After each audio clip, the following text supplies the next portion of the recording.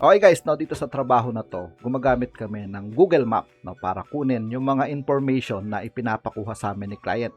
So ito yung online researcher na trabaho. Dito sa trabaho na to, kalimitan na makukuha nyo na client ay nagpapakuha ng mga information ng mga online store sa US, pwedeng sa Canada, yung mga company na meron silang ino-offer na mga products para sa specific na ipapahanap nila sa inyong mga information. So dito kalimitan na hinahanap natin yung mga company, address, phone number, email at website. So isa to sa mga pinakamadaling trabaho na pwede nyo pang upskill kung data entry yung trabaho na hinahanap nyo. So pwede nyo tong idagdag sa skill set nyo. Okay, so ito yung tatlong sample client search criteria. So meron tayong client 1, client 2 at client 3. So dito kay client 1, for example, ang pinapahanap niya sa atin ay mga computer store. So kukunin natin yung store name, address, phone number, email at website. Kay client 2 naman, pet clinic. Pwedeng paggamitin niya kayo ng Google Map. Kunin niyo rin yung mga information ng mga clinic. Meron namang client, no, nagpapa-search sila sa LinkedIn, sa Yellow Page. So dito naman kay client number 3, minsan naman si client ay nagbibigay ng website. So dito nyo isa-search yung mga contact ng mga pinapahanap niya sa inyo. So dito kay client number 3, no, ilalagay ko sa link sa description yung full video tutorials natin at kung papaano maghanap ng mga ganitong trabaho. So lalagay ko yung link sa description ng video na to. So ito yung mga pwede nyong ma-encounter na client dito sa online research na work from home. Okay guys, so ito yung actual na job post, no, na mga hahanapin nyo. So dito ang tawag nila dito, data scrapping. So makikita nyo rito kung ano yung pinapahanap ng client. So halimbawa, no, ito, phone number, itong business owner's name, phone numbers, and email addresses. So yan yung mga ideal na job post na hahanapin nyo. So dito sa Upwork to, no, ito ay fixed price na pwede kayong kumita ng up to $50. Ayan, fixed price yan.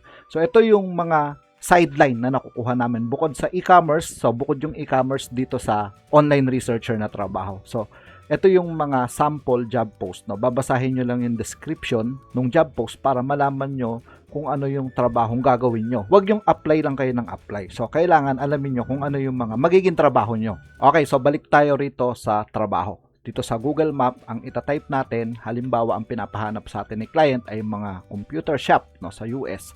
So dito nag-search ako ng computer shop store in US sa Chicago. So ayan, i-enter ko, tapos lalabas dito sa gilid yung mga may kulay pulang mark. So ito yung mga computer shop na kukuhanan natin ng mga information. So iisa-isahin natin yan. So halimbawa, no, i-click ko tong Chicago Gadgets. So dito kukunin natin unang-una yung pangalan, Chicago Gadget. I-click natin yung copy, pupunta tayo dito sa Google Sheet. Tapos ipipaste natin dito yung pinakapangalan niya. So sir, papaano natin malalaman kung hindi tayo naduduplicate? Kasi nga, pwede tayong maduplicate. Pwedeng natawagan na tapos matatawagan ulit ni client. So ayaw ng client ng ganon. So ganito yung gagawin natin. Para mas mapadali sa inyo, pupunta kayo sa Google, ilagay natin dito or itype natin dito, duplicate formula sa Google Sheet. Tapos kukunin natin to, itong count if, yan. Kukunin natin yung formula na yan. Right click copy. Tapos babalik tayo dito sa Google Sheet, kiklik natin yung letter na yan. Halimbawa sa letter A tayo. Right click, tapos scroll down, pupunta tayo dito sa conditional formatting. Yan. Tapos mag-o-open siya dito sa side. Okay, so dito guys, no, sa side, kiklik natin itong box na to. Tapos scroll down, dito tayo sa custom formula. Tapos dito natin ipipaste yung kinapi natin sa Google.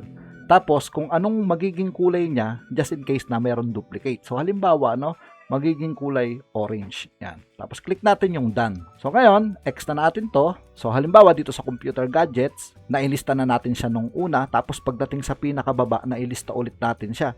So, malalaman natin yan kung may duplicate. So, halimbawa, kakopy ko yan, ipipaste ko dito. Yan, magkakaroon siya ng kulay orange. Okay? So, malalaman natin na na ilista na natin to. Nalagay na natin yung company na to. So, ganun lang guys, no? Duplicate checker ang kailangan natin. Okay, balik tayo sa Google Map. Tapos, scroll down. Kukunin natin yung pinaka-address. Yan, kakopy natin to. Paste natin dito. So, parang copy-paste na lang, no? Kasama na rito yung data entry. Online research, tapos data entry. Tapos, kukunin natin yung website. Copy. Tapos, lagay natin siya sa website. Tapos kunin natin yung phone number. Lagay natin dito yung phone number. Tapos yung email. So minsan wala yung email dito. Sir, paano natin makikita yung email? So, minsan bibisitahin natin yung website nila. So, halimbawa, bibisitahin natin yung website ng Chicago Gadgets. Tapos, i-click natin dito yung contact now. So, kung wala sa contact now, pwedeng phone number lang sila. So, halimbawa, kiklik ko tong contact. Yan, contact. Minsan, nandito yung email address nila, nakalagay dito. Minsan naman, kailangan natin silang i-email dito mismo sa website. So, halimbawa, no, ito yung nailista natin kanina. So, click natin yung website niya. Yan. So, dito, halimbawa, kiklik ko tong contact. Yan. Ngayon, nandito na rin yung pinaka-email niya. So, halimbawa, no, scroll down natin. So, meron siyang, pwede kang mag-email dito sa website, tapos minsan nandito siya sa mga gilid-gilid, ayan, no, contact information, para makuha natin yung email address niya. Yan yung ikakopy natin. Ngayon, kung wala naman dito sa website, so ang ilalagay na lang natin ay no email. Yan, no email. Ganun lang yung ilalagay natin. Kasi hindi lahat ng mga website meron silang mga email address. Minsan kasi on-call lang sila kasi nga local store lang sila. So, ganun lang. So, ngayon, balik tayo rito ulit. So, halimbawa, na search na natin yan, X na natin. So, makikita nyo guys, no? Nagpi-fade siya. Ayan, no? Kapag na-search nyo na siya. So, next tayo. Click natin to. Yan, kukunin natin yung mga information. So, ganun lang kadali. Paulit-ulit. Ganun lang yung magiging trabaho nyo. Yan. Tapos, scroll down. Kunin natin yung address. Yan, dito ulit, kunin natin yung website.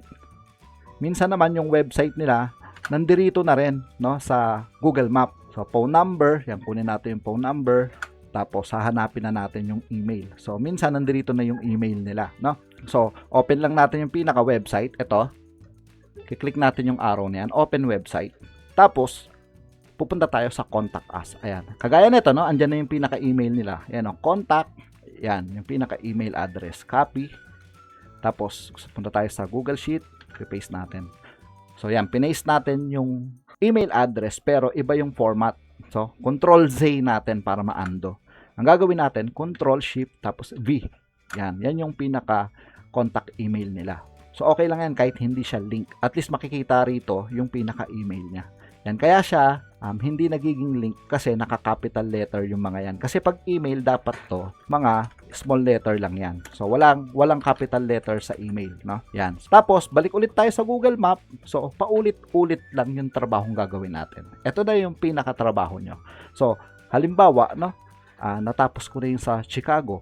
So, gagawin ko, pupunta ako dito sa Google Sheet, mag-o-open ako dito sa ilalim ng, yan, parang page 2.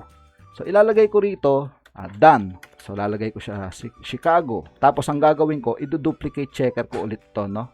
Right click, punta ako rito sa conditional formatting. Tapos, pupunta ako rito, no, sa Google. Ika-copy ko to, yung formula. Babalik ako dito sa Google Sheet, no? Ganun lang. Gagawa tayo ng sarili natin, no? Sarili natin Google Sheet para hindi tayo nalilito. So, lagyan natin to ng kulay red. Yan, done. So, para mamaya malito kayo, no? Yan, magko-color red siya kapag na-duplicate, no? Para hindi paulit-ulit yung mga nailalagay nyo dito sa Google Sheet. So, ganyan yung trabahong ginagawa dito sa online research. Ito yung pinaka-standard na tawag sa trabaho na to. Merong data scrapping, meron online research. So, iba-iba sila ng term, pero pagdating sa trabaho, ganito lang yung gagawin nyo. Magre-research kayo ng mga information ng ipapahanap ni client sa inyo. Company, pwedeng tao, no? Pwedeng website. So, iba-iba sila ng mga ipapagawa sa atin. Okay guys, so kung gusto mong matuto ng mga online jobs at wala ka pang experience, di mo alam kung paano magsimula. So, dito sa Online Jobs Philippines, scroll down mo lang, panoorin mo yung masterclass natin. So, ilalagay ko yung link sa description or ipipin ko sa comment natin para malaman mo kung ano yung mga dapat mong gawin from A to Z. So, dito yan guys, no, sa Online Jobs Philippines, sa YouTube channel natin. Okay guys, no, sana nakatulong sa inyo yung video na to. So, yun lang po at maraming salamat.